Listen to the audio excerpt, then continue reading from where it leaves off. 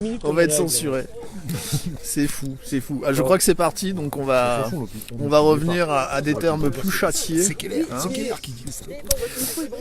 Je m'adresse à la réalisatrice. Est-ce que nous sommes en ligne? Ah oui, nous sommes en ligne, les amis. Bonsoir à tous. Écoutez, on est ravis d'être là. Ah oui. Enfin moi en tout cas. Ah, moi aussi. Un peu moins, si. Non. Oui, Je laisse ma place à personne. Voilà, exactement. Alors on a la chance d'avoir Thibaut parce que il y a un moment dans la matinée où on s'est dit que il allait peut-être falloir changer le programme. C'était chaud parce que lorsque nous sommes montés dans l'avion, à quelques moments du décollage, on a entendu la voix de l'hôtesse de l'air qui disait: on demande monsieur Thibaut Canuti car l'embarquement est bientôt terminé. Donc, et il a surgi Il tel un était en diable train dans de sa se faire boîte. fouiller. Tel le monstre de Flatwoods. Tout le monde de Flatwood. Bon, début de matinée mouvementé quand même, monsieur Canuti. Début de matinée un peu mouvementé. Je ne sais pas si on m'entend. Début de matinée un petit peu mouvementé, mais on est très heureux. On est très heureux d'être ici. Puis déjà, on peut dire qu'on est entre copains. Donc Regardez quand même ce coucher de soleil. Je crois que ça vaut le coup. Et peut-être que Regardez Camille peut le coucher de effectivement soleil, nous là. montrer ce qu'on voit en ce moment. C'est juste exceptionnel. On pourrait être sur une autre planète que ce serait crédible. C'est juste sublime. Ouais. Bon alors on doit tout ça à Laure. Je crois qu'on peut la remercier. Il faut remercier Laure qui a fait un travail absolument magnifique et une hospitalité rare. Rarement Voilà. été, enfin jamais été Et on lui reçu rend comme grâce, ça. vraiment. Ouais, Merci complètement. Laure. Alors, Je tiens à préciser une chose quand même, c'est que c'est moi qui ai dit à l'hôtesse d'attendre Thibaut. Voilà. Donc non mais il fallait. non, ouais, enfin en tout cas non mais ils allaient refermer la porte de l'avion et je leur ai dit Tu vois, non, ça on aurait connaît fait partie Thibaut, des on choses l'attend qu'on et n'a pas on est quatre à faire le symposium UFO de Bastia. Et- Exactement. Alors il y a deux solutions effectivement. Le pauvre, Soit c'est le nom Thibaut Canuti qui a fait, ou alors c'est vous ne savez pas qui je suis au champ qu'elle est. le pauvre, il subissait une palpation. Plusieurs palpations. Ouais. Non c'est. Ou alors les douaniers connaissaient Thibaut Canuti. T'as vu des douaniers toi pour aller en Corse? Non, il n'y a pas quand même. Ils ont pas rétabli une. Bon les amis, pourquoi on est là au fait? Eh bien, tout simplement le premier colloque ufologique en Corse. Voilà. Premier symposium OVNI, Ouais, là, le comment on peut premier, l'appeler. le premier. Pour parler ovni à Bastia et interroger le ciel corse et interroger aussi et sans doute rencontrer. Ce que j'attends aussi, c'est rencontrer des gens qui vont venir nous parler, nous raconter, ouvrir leur cœur et nous conter de belles histoires. J'aimerais bien ça. Alors, cet après-midi, on a fait une conférence de presse avec la chaîne CorseNet Info, CorseNet Info, chaîne web. que tu as dans tes favoris que les Facebook. Corses connaissent bien. CNN, ne pas confondre avec CNN. CNN International. Et on a eu également une journaliste de Corse Matin qui Super. nous a fait une petite interview. Donc ça c'était bien. Demain, comment ça se passe? Demain, on commence à 14h30. Qui ouvre le bal? Je crois que C'est Egon. Je crois que c'est moi. C'est Egon. Ouais. Tu vas nous parler de Je quoi, m'école. Egon? On retourne au basique, c'est-à-dire Back to the roots. back to the roots, back to the beginning, et c'est d'autant plus déstabilisant, quoi. Je vais essayer de tenter avec mes petits moyens, mes petits bras, de cerner ce phénomène qu'on appelle OVNI. Qu'est-ce qu'un OVNI? Parce qu'au fond, c'est ça. On en parle, mais qu'est-ce que c'est? C'est vrai que c'est une bonne question quand Hein, même. c'est quand même une question fondamentale. Bon. Alors, j'imagine une conférence à la Kragel, vidéo, photo avec inédite. plein de documents, vous allez voir de l'humour, du suspense. des documents géniaux avec des témoins magnifiques et que des Français. Là, j'ai fait un truc cocorico, ce sont que des Français. Comment? Il y a des Corses. Dis oui, dis oui. Les Corses sont français, madame. Dis oui. Nous n'ouvrirons pas ce débat aujourd'hui. Non, là je trouve ça très déplacé et je vais quitter ce plateau. En tout cas, avec des francophones. Ouais, exactement. Bien rattrapé. Exactement. Bon alors pour ceux qui n'ont jamais vu Egon en conférence, encore que ça devient rare parce que maintenant avec le YouTube et tout quand même, voilà, qui est quand même pas mal sur les lignes. Bon Egon qui est un des meilleurs spécialistes français actuels. J'ai bien fait de venir ce soir. Et un vrai conteur, Et un ce qui est vrai important. conteur, un raconteur comme j'aime bien le dire. J'aime bien partager, surtout, c'est ça. Ce sujet est tellement génial, et tellement merveilleux, tellement magnifique. Tu sais, moi ça a enchanté ma vie. Parle au public. Vraiment. Regarde bien le texte. Où je parle, moi? Ils sont là. Ils m'enlèvent le soleil, hein, ça les gêne pas. Hein, alors moi, je sais plus où regarder. Moi, ça a enchanté ma vie, vraiment. C'est mon ailleurs à moi. Ça me permet de sortir un peu de mon quotidien et de me rendre compte en fait que tout ça, tout ce qui nous entoure, mais même ce soir, les montagnes, la mer, la brume, ce soleil, en fait on vit dans un endroit magique, tout est magique autour de nous. Voilà. Grande phrase de ce soir, tout est magique. Allez, je retourne. Oh, regardez là-bas. Non, un nuage lenticulaire. Ensuite on passe, je crois, c'est Thibaut. C'est Thibaut qui continue. Oui. Thibaut qui s'y colle. Oui, alors moi, ça fait un moment que je voulais proposer quelque chose d'un peu inédit. Et c'est vrai qu'on parle beaucoup des ovnis et du nucléaire du point de vue des États-Unis. Oui. Il y a des cas emblématiques. Voilà, on parlait de Monsieur Salas cet après-midi avec les copains. Mais on parle moins des cas français. Du plateau d'Albion en passant par tous les cas qui se sont déroulés au Sahara à l'époque où on faisait aussi les essais nucléaires là-bas. Donc dans les années 60, il y a eu beaucoup de cas assez étonnants. Et puis bien sûr, il fallait terminer sur ce qui est le dernier avatar de ce lien troublant entre ovni et nucléaire, à savoir les Drovnis. Et donc je terminerai forcément là-dessus en évoquant un cas cher au MUFON France. Le cas de Fessenheim, forcément. C'est pas qu'il nous est cher, c'est que je comprends pas que les médias ne s'y penchent pas. Là, on a quand même sur ce cas, non pas un vague témoignage, mais quand même une note de service du PSPG. Donc c'est quand même un document officiel. Je m'en suis entretenu avec certains sceptiques qui pensaient que c'était un document qu'on sortait d'une page YouTube, mais pas du tout. Ça, c'est un vrai document. C'est un sujet on arrive à la date anniversaire, puisque c'était le 24 mai 2018, et on n'arrive pas à faire sortir ce cas du bois. C'est vraiment étonnant. Oui et non, parce qu'en même temps, tu as pas beaucoup de personnel civil sur ce type d'observation. Ce sont des personnels qui sont, même les personnels civils du nucléaire, liés à des clauses de confidentialité, tu sais ça, dans leur boulot, qui sont très particulières. Et du coup, mis à part un gendarme qui livrerait des secrets ou un personnel de sécurité sur ces lieux hyper tactiques, hyper sensibles, qui se déballonnerait, qui dirait des choses.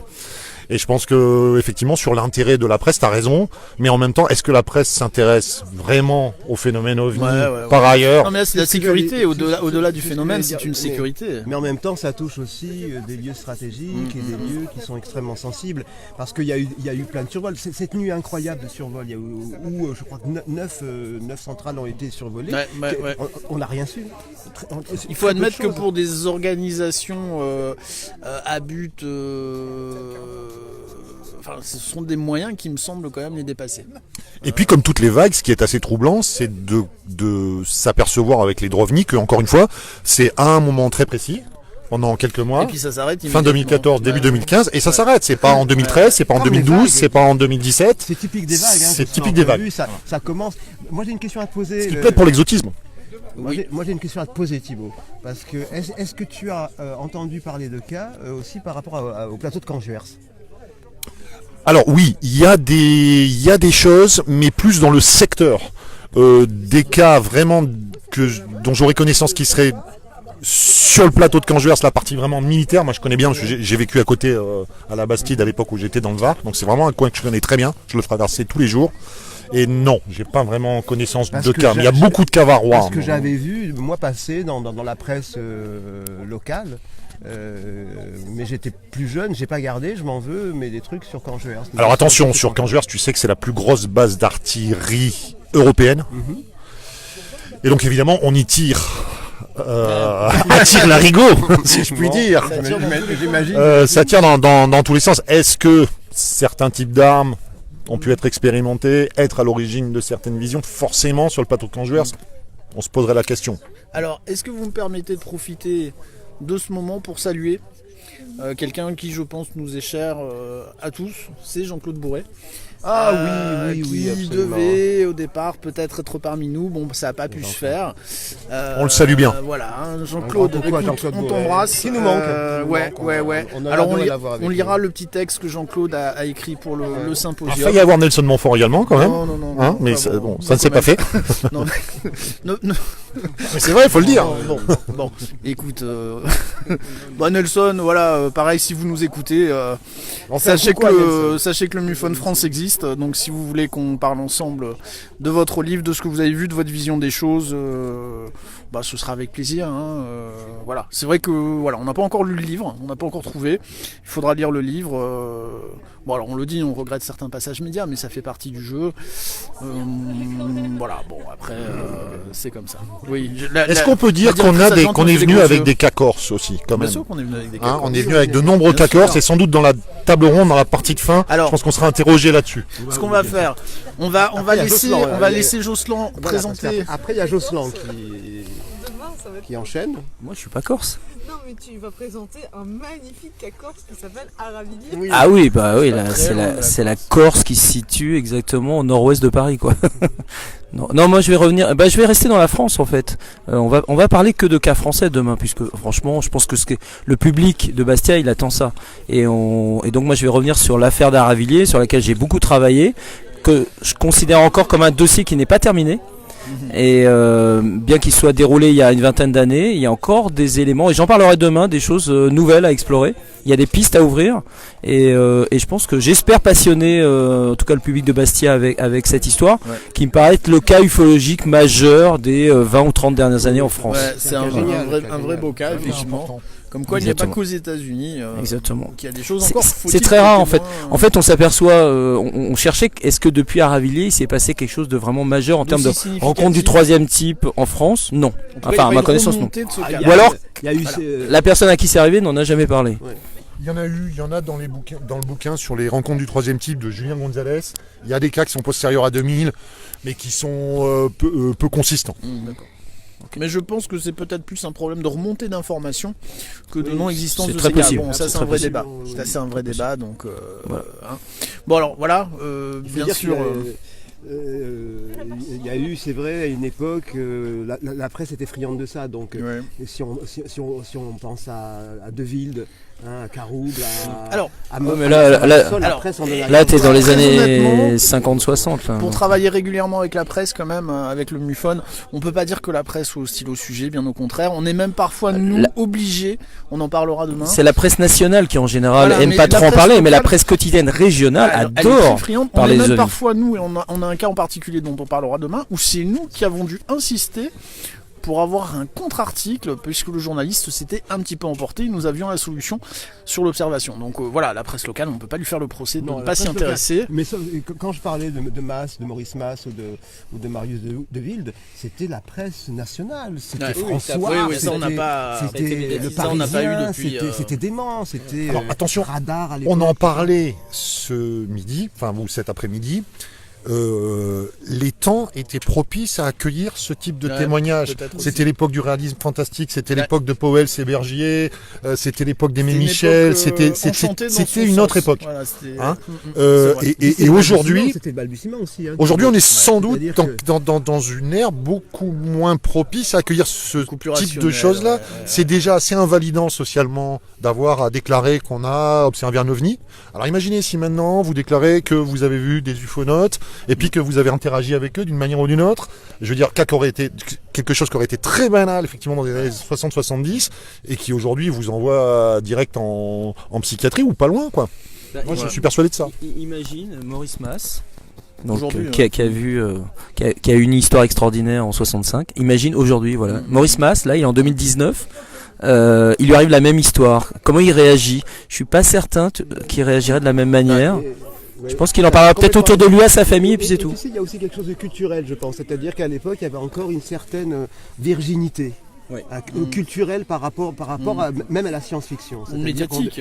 Aujourd'hui, on va aussi, dire quoi, il a regardé trop de séries, il a vu, tu vois, il a vu les Spielberg, les machins, tandis qu'à l'époque, ça n'existait pas tout ça. Donc il y avait une espèce de fraîcheur, on va dire, de spontanéité. C'était sans doute plus saine, moins anxiogène aussi. Absolument.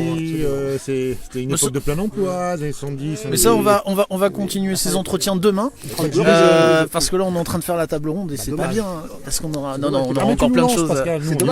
Non, mais c'est pour ça que je vois que je vous ai lancé trop fort là. Donc, alors juste demain, avant la table ronde, nous, Camille et moi, aurons le plaisir de faire également une conférence. Alors une conférence qui sera plus basée sur des cas pratiques, sur des enquêtes que nous avons faites au MUFON. Hein. Donc là, c'est vraiment du cas de première main.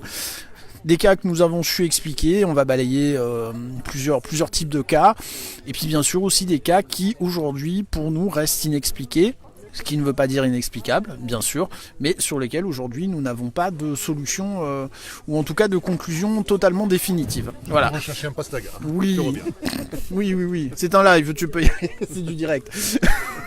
Et peut-être que pour certains phénomènes, nous n'avons pas tout simplement de protocole de pour moi, lecture. Inexpliqué, c'est juste incompréhensible avec nos moyens, ce qui ne veut pas dire que c'est inexplicable. On est bien d'accord. Donc table ronde à la suite, on finira le symposium avec cette table ronde. Et je pense présenter des cas suisses, hein, des cas suisses. Je vois des montagnes, moi tu sais, c'est Heidi, hein, je cours dans les montagnes avec les chèvres. Des cas corses, pardon. Il va falloir le refaire entièrement là. On va le refaire entièrement. Donc on espère que vous viendrez nombreux. On espère que vous allez passer un bon moment. Et puis surtout, on espère que vous repartirez avec beaucoup plus de questions que lorsque vous êtes arrivé, puisqu'encore une fois, on va être clair, on n'est pas là pour vous apporter des réponses. On est plutôt là pour essayer de vous donner envie d'aller chercher un petit peu plus loin. Voilà, et de vous accompagner dans une belle balade en pays ovni, parce que c'est vraiment intéressant, passionnant, et voilà. Bon, on est ok ? Bah écoutez, nous on va manger parce qu'on est dans un endroit magnifique qui s'appelle Murato. Ça s'appelle comment? Murato. Je ne sais pas si Laure... Non, demain. Hein, on aura Laure demain qui présentera le symposium dans sa totalité. Bon écoutez, on vous salue, on va manger un bout. Avec plaisir. Comment ça fait un peu plus frais avec le soleil? Oui, heureusement, mais moi qui suis frileux, je l'ai mis. Ouais, là quand même, bon, on va faire... j'ai peut-être été un peu ambitieux, moi, ou prétentieux avec ma tenue. Il joue les prêtres de montagne, mais... Les prêtres, je vais lancer ma secte, hein, donc je cherche un look. Je cherche mon look. Bon, si tu cherches un bedeau, hein. Oui, justement, mais je vais te le proposer. Donc Camillo du MUFON. C'est ça. Donc Camille UFO. C'est toi. Bon, écoutez, on vous souhaite une très bonne soirée. Super belle soirée. Hein, on est ravis d'être tous ensemble. On est ravis de passer ce week-end ensemble. Hein, et j'espère qu'on vous verra très nombreux demain. Sur cette terre tellement belle, vraiment. Ouais, c'est beau. Hein, ça va être dur de repartir quand même. Ouais. Mais bon, c'est la vie. Entre mer et montagne. Entre mer et montagne. C'est un cliché sur la côte. Mais c'est un beau cliché. Mais c'est très très beau. Bon, à bientôt. Ciao à tous. Ciao. Et moi je vais finir du coup en vous montrant le paysage parce que c'est vraiment très très beau. Avant que le soleil se couche totalement. Hop. On a la mer là-bas au fond. C'est un endroit superbe.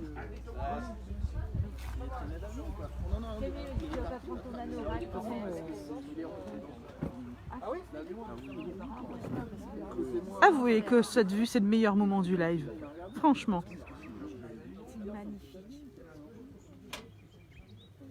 C'est génial justement de partager ce premier symposium. Le premier symposium suisse. Oui, c'est ça, je les veux. C'est vrai, c'est marrant. C'est vrai, ça serait l'opportunité. Il y a Bleuette qui vient de nous rejoindre. Coucou Bleuette, tu arrives juste pour le coucher de soleil. N'est-ce pas magnifique la Corse?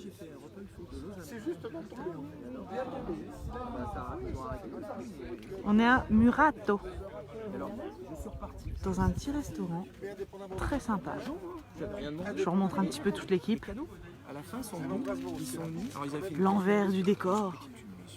Ils ont fait une cagnotte pour moi parce que j'avais une monnaie en fait. Et hop, petit nouveau coucher de soleil. Et en plus j'avais des cadeaux du chocolat.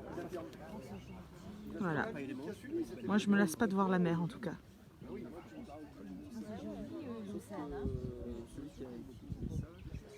Bon, en tout cas, c'est beau, mais il fait extrêmement froid. Dès qu'il n'y a plus de soleil, c'est encore glacé. Mais heureusement, on est tous ensemble pour réchauffer les cœurs, ça fait du bien.